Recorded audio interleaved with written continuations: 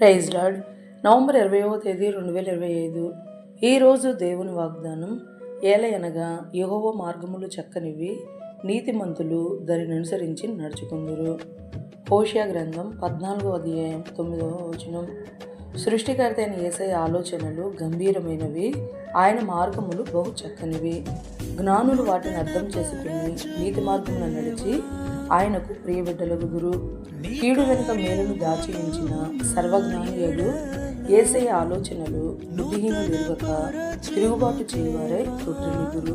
గనుక మనము జ్ఞానము వివేకము కలిగిన వారమై మన యేసయ్య అడుగుజాడలలో మనము నడుచువారమై ఆయన మార్గములను మనము అనుసరించదుము.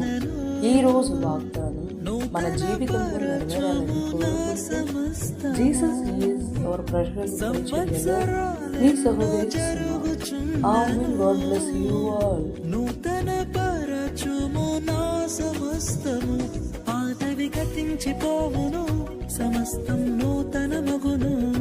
నీలో ఉత్సహించుచు